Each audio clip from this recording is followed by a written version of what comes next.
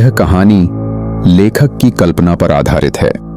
यह किसी भी ऐतिहासिक संदर्भ या वास्तविक जीवन की घटनाओं पर लागू नहीं होता है। 2010 नई दिल्ली, भारत। उस दिन कार राइड ऐप में अपने पहले ग्राहक से मिलने के लिए कपिल अपनी कार में इंतजार कर रहे थे। हाल ही में उन्हें नौकरी से निकाल दिया गया था। चूंकि उसके पास कोई नौकरी नहीं थी, इसलिए उसे अब पैसों की जरूरत है। पूरे दिन वह अपनी कार में सभी दिशाओं में इंतजार करता रहा, लेकिन उसे कोई ग्राहक नहीं मिला। इसी तरह समय बीतता गया और उसे लगा कि वह बेवजह पेट्रोल बर्बाद कर रहा है। उसके बाद यहाँ कोई नहीं आने वाला।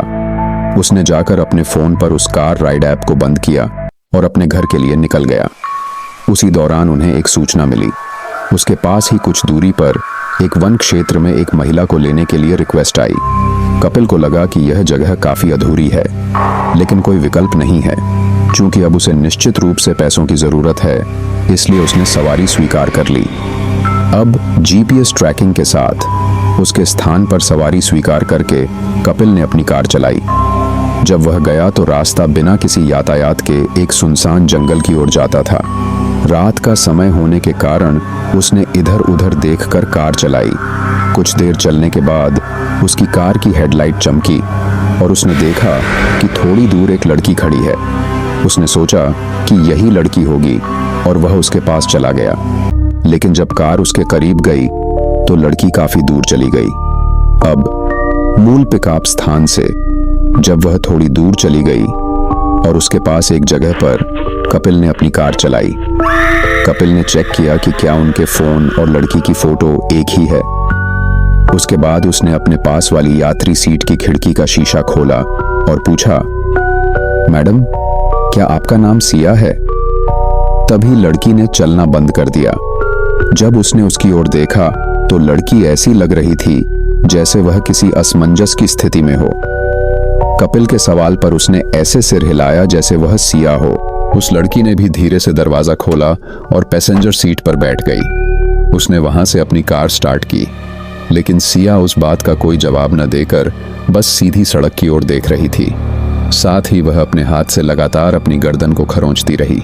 इसके बाद उन्होंने अपनी ड्रेस ढूंढनी शुरू की और आखिरकार बोलना शुरू किया, मुझे लगता है कि मेरा मोबाइल फोन खो गया है और मेरा बैग भी गायब है। इसके बाद सिया ने कपिल की तरफ देखते हुए कहा, मुझे कार बुक करने की याद ही नहीं है। कपिल ने अपने फोन पर कार राइड ऐप खोला, उसकी फोटो दिखाई और पूछा कि क्या वह वही नहीं है।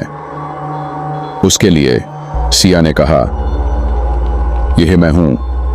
उसने कहा, मुझे कुछ भी याद नहीं है और मैं अब कहां हूं? कपिल ने पूछा, अब आप यहां क्या कर रहे हैं? इसके लिए सिया ने कहा, मैंने अपने घर के लिए एक शॉर्टकट अपनाया और यही एकमात्र चीज है जो मुझे याद है। यह सुनकर कपिल को बहुत ज्यादा शक होने लगा।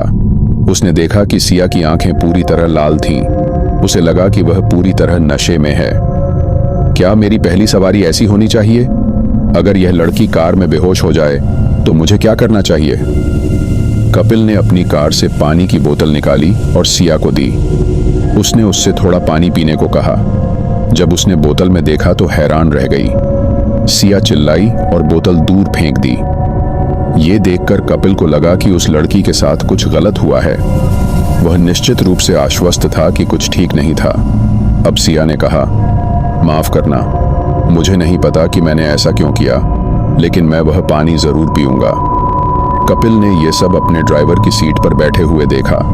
बोतल सिया के पैर के नीचे गिर गई।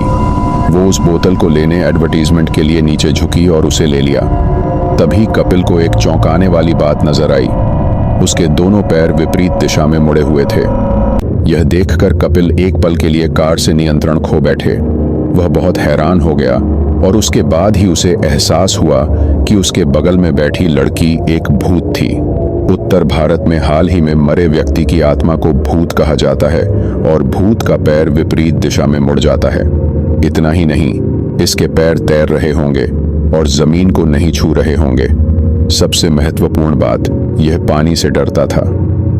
निश्चित रूप से इस लड़की की मृत्यु कुछ घंटे पहले हुई होगी, इसीलिए उसे एहसास नहीं हो सका कि वह मर चुकी है। कपिल को लगा कि वह भ्रमित है, लेकिन इससे पहले कि उस लड़की को एहसास हो कि उसे इससे बच जाना चाहिए, वह सोचता है कि उसे कार से बाहर निकाल देना चाहिए। कपिल एक हाथ स्टीयरिंग पर रखते हुए अपना दूसरा हाथ कार में रखी पानी की बोतल और बोतल के ढक्कन के पास ले गया। उसने लड़की को ध्यान दिए बिना धीरे से इसे खोल दिया। जब कपिल ऐसा कर रहे थे तो सिया अपनी गर्दन खुजा रही थी। उसने अपने सामने वैनिटी मिरर खोला और चेहरा देखा। जब उसने अपनी गर्दन देखी तो चिल्लाने लगी। आवाज सुनकर कपिल बाईं ओर मुड़ा और सिया की गर्दन देखी। ऐसा लग रहा था जैसे उसकी गर्दन पर बहुत सारे नीले घाव थे। अगले ही पल उसके चेहरे के भाव पूरी तरह बदलने लगे। उसकी आंखें पूरी तरह से काली पड़ गईं और वह गुस्से में जोर जोर से चिल्लाने लगी। कपिल ने तुरंत पानी की बोतल हाथ में ली और पानी उनके चेहरे पर डाल दिया। तुरंत ही उसका चेहरा पिघलने लगा और वह बहुत जोर से चिल्लाने लगी। अगले कुछ सेकंड में लड़की पैसेंजर सीट पर नहीं थी, वह बस गायब हो गई। कपिल को अभी अभी अपनी जिंदगी वापस मिली है और वह अपने दिल की धड़कन को तेज सुन सकता है। उसने सोचा कि उसे दोबारा कभी कार राइड ऐप का इस्तेमाल नहीं करना चाहिए। स्टीयरिंग व्हील पर उसका हाथ कांप रहा था और उसे टायर में कुछ आवाज सुनाई दी। उसने अपनी कार स्थिर की और चलाना शुरू कर दिया। अब उस सड़क पर सिर्फ वही सवार था। उसने तुरंत उस नक्शे पर अपना घर चिन्हित किया और उस रास्ते पर जाने लगा। थोड़ी दूर जाने के बाद अचानक उसे अपने पीछे के शीशे में कुछ चमकीला दिखाई दिया। यह उसके पीछे आ रही गाड़ी की हेडलाइट थी। वह यह सोचते हुए अपनी कार तेजी से चलाने लगा कि कौन इस तरह उसके करीब आ रहा है, क्योंकि उसके पीछे चल रही गाड़ी की रोशनी का असर उसकी आंखों पर नहीं पड़ेगा।